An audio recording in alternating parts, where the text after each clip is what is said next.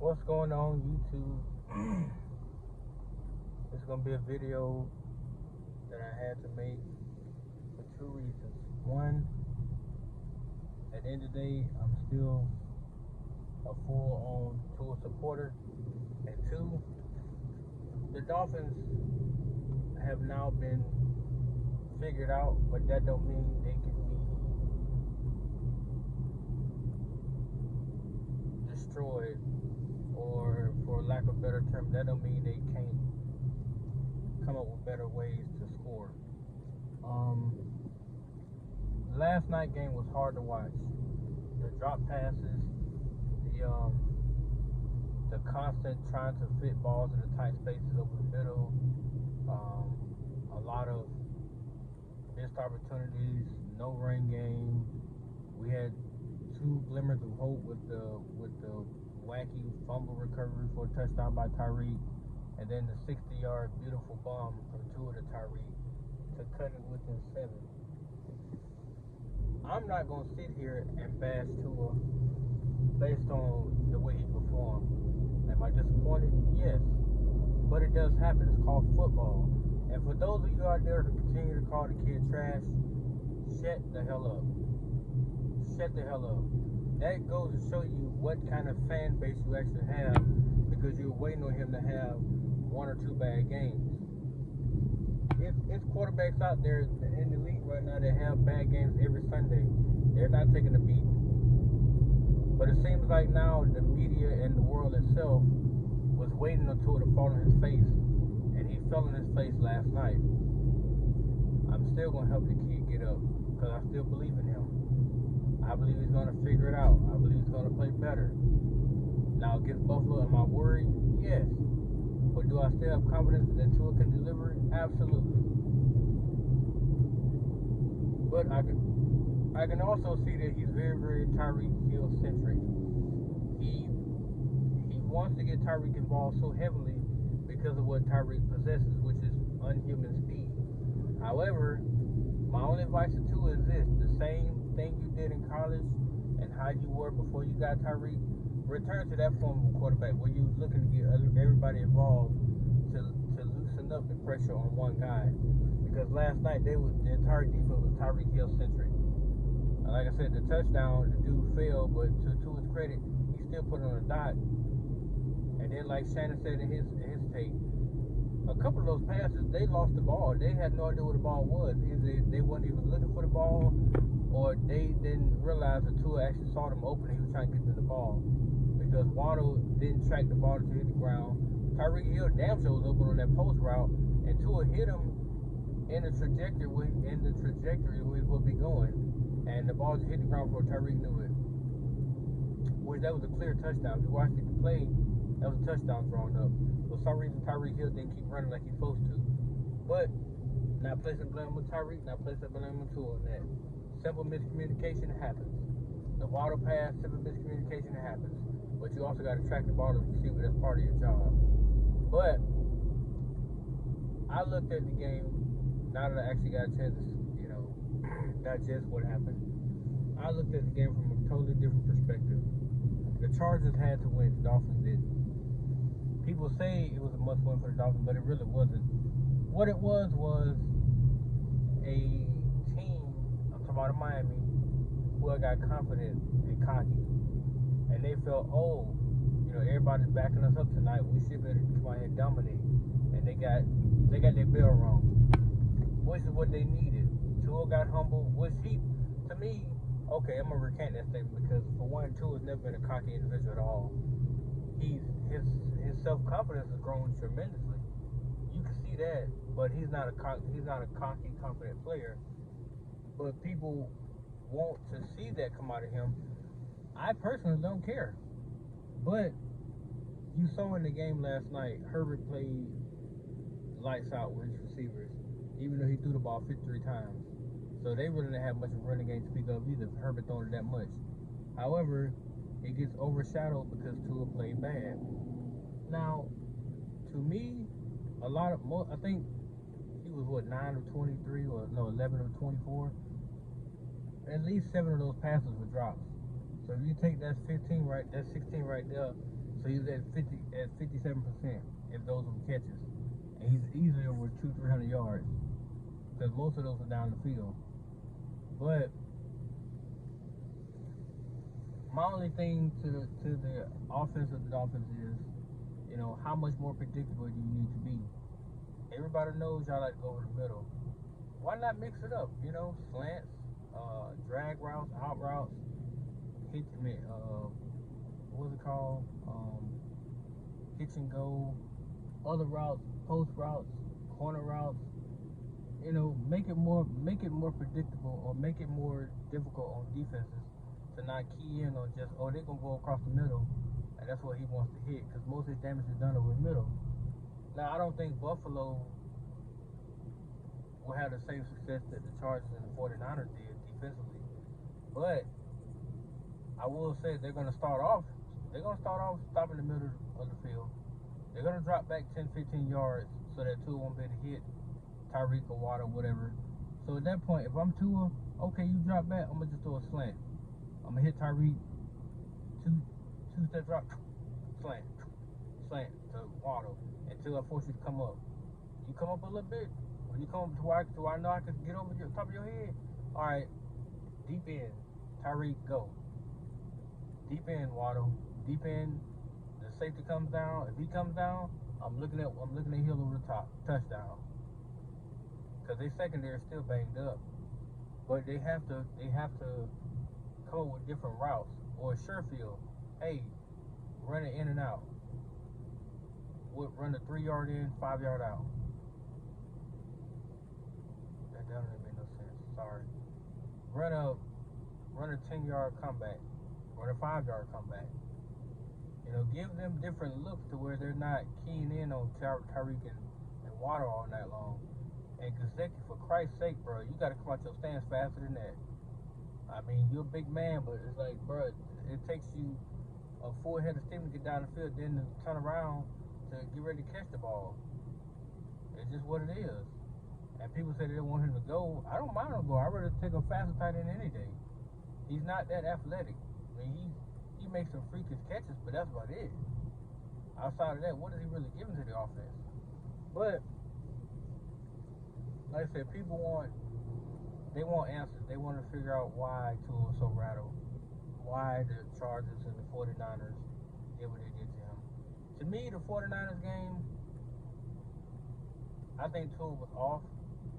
I think he missed a lot of throws, especially to the wide open guys. I don't know why he was selling the ball over their heads, but the only thing I could chalk it up to is football. But I will say that, to me, he's still having a dynamic season. I don't think the Dolphins will lose the next 4 games. I really don't.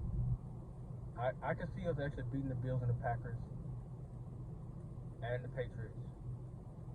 So I can see us winning the next 3 to go to 11-5, and then we meet the Jets to go possibly 12-5. Assuming that Buffalo, if they lose to us, they drop to 10-4. We beat them, we go up to 9-4. Now we're gonna need a little help in terms of Buffalo losing at least one or two more games in order for us to steal that division.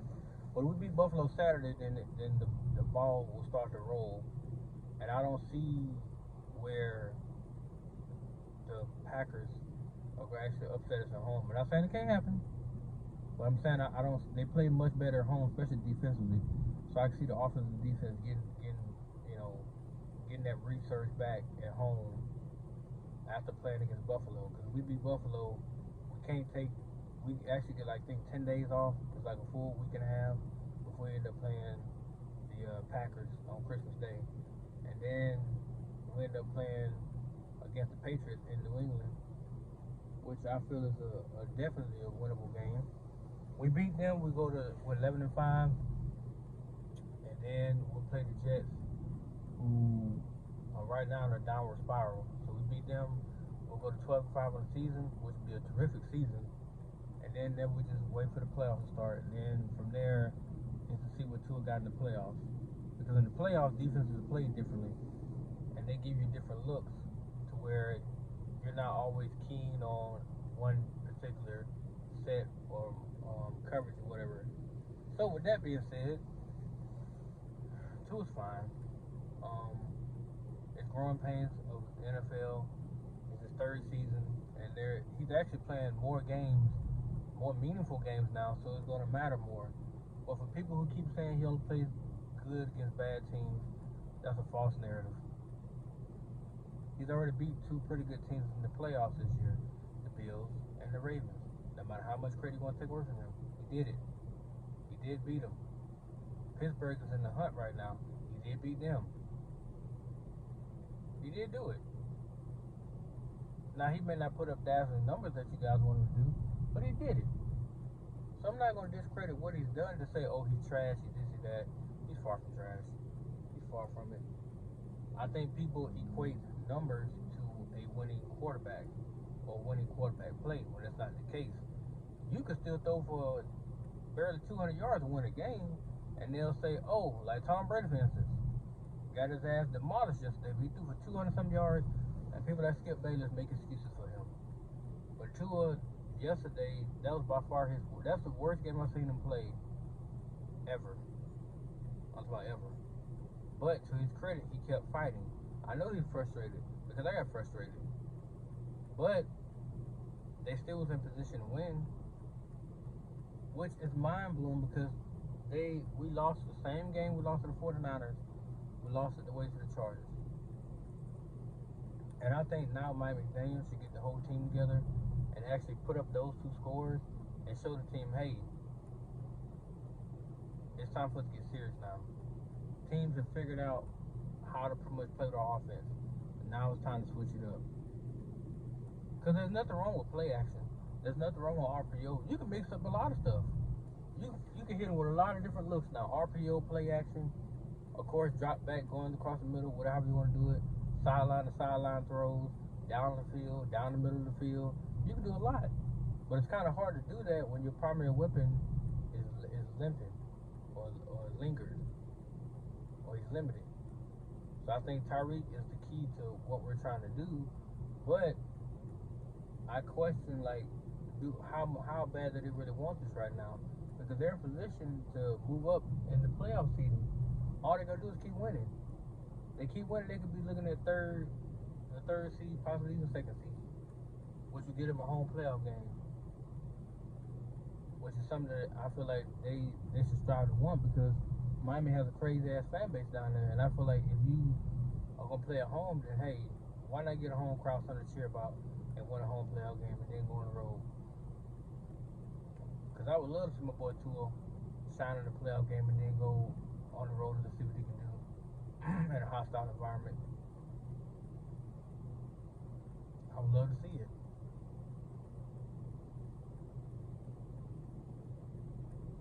But that's just my take on things. I mean, I don't feel like Tua's trash. I don't feel like this season was a fluke or it's all because of a certain style of offense. Yes, it sucks that our scheme got figured out. Yes, it does. But you can actually scheme up more than just what we're doing. And just will Mike McDaniel unlock that side of our offense to where we don't become one-dimensional or we're not easily figured out as we were yesterday. That's something he got to really, really, really be working on this week, is trying to find ways to implement better offense instead of just going across the middle. And we have to stick to this running game and open up these running lanes because if Mostert can get downfield, he can outrun a lot of fucking people. And the Bills rushing defense is trash. I've seen teams gas them for big yards. The Jets did it when they won their game. I've seen teams do it to them. So we need to be one of those teams. Keep Josh Allen and their offense off the field. Keep the clock running. Run the ball. Like the first series, I want to see us actually go out there and try to dominate and run. I don't care about Tua throwing. I want to see us run the ball.